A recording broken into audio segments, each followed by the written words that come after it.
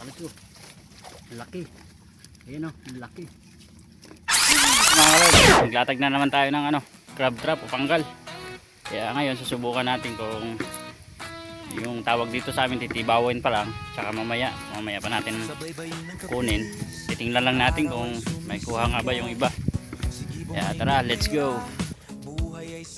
Dito mga kalod, may latag tayo. Titingnan natin. Simpleng pamumuhay pero pangarap ay buod sapat. Kasama si Papang Dukan, sa dagat ang laban, kasamang mga tropa at Kaibigan, boss, kardingo, prehaming man, kasama sa kwentuhan at kulitan. At si Bernard Yung mga kalods, may laman kaso hindi masyadong kita. Yan sa banda dyan oh. sa bawat lambat. Ito mga kalods, meron siyang laman. Sa baklat nakatayo, naglalatag ng panggal, crab sa baybayin mismo. Sa blog niya makikita ang tunay na galaw. Sa court naman pagdating, di siya pahuhuli. Babalik natin mga kalods kasi baka mamaya.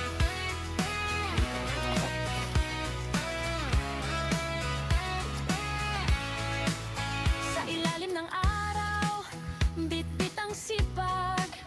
Kahit pawis at pagod, tuloy lang sa pangarap.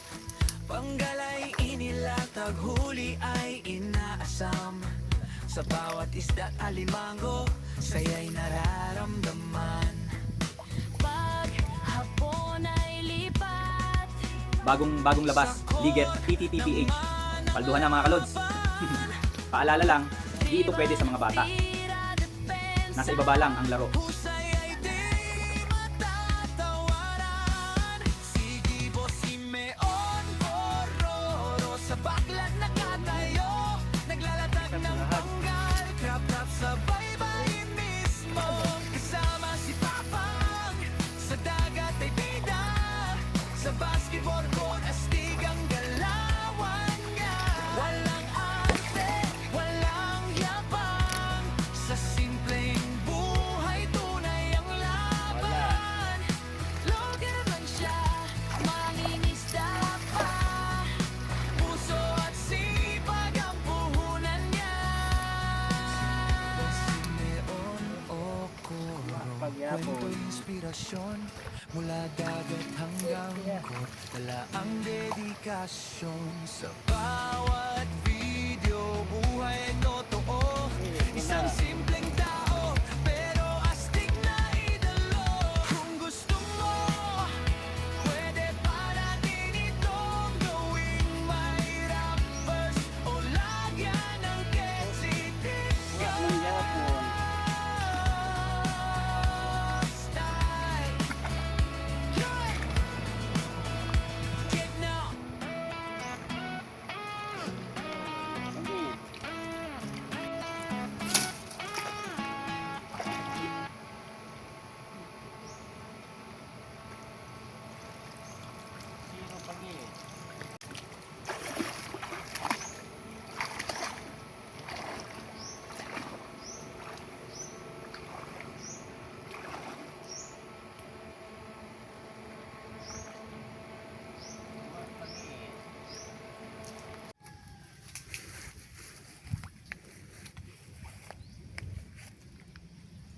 Eh, wag yapon.